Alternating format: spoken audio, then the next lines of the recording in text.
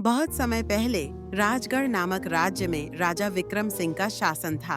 उनका राज्य समृद्ध था, लेकिन एक दिन एक भयानक खबर आई।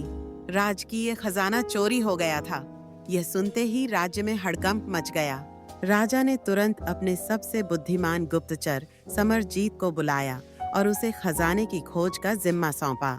खजाने की खोज शुरू समरजीत ने सबसे पहले महल के रक्षकों से पूछताछ की। उसे पता चला कि चोरी आधी रात को हुई थी और कोई भी दरवाजा टूटा हुआ नहीं था। इसका मतलब यह था कि चोर महल के अंदर से ही कोई था।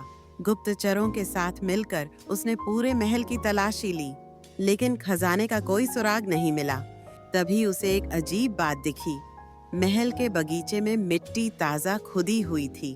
राजमहल के नीचे गुप्त सुरंग। समरजीत ने तुरंत उस जगह की खुदाई करवाई और वहां से एक छुपा हुआ दरवाजा मिला। यह दरवाजा राजमहल के नीचे बनी गुप्त सुरंग की ओर जाता था, जिसे शायद वर्षों पहले बनाया गया था। जब उन्होंने उस सुरंग में प्रवेश किया तो उन्हें वहां से एक चमचमाता सोने का सिक्का मिला।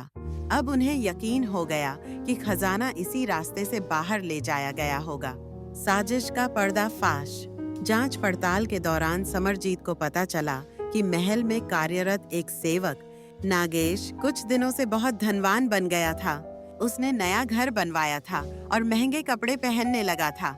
समरजीत ने योजना बनाई और राजा से अनुमति लेकर नागेश के घर छापा मारा।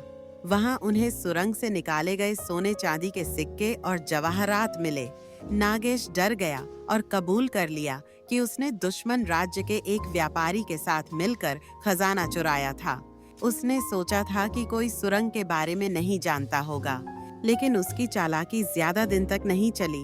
अंततः न्याय की जीत राजा विक्रम सिंह ने नागेश और उसके साथियों को कड़ी सजा दी और पूरा खजाना वापस मंगवा लिया। समरजीत को उसकी चतुराई और बहादुरी के लिए विशेष इनाम दिया गया और पूरे राज्य में उसकी प्रशंसा हुई। शिक्षा।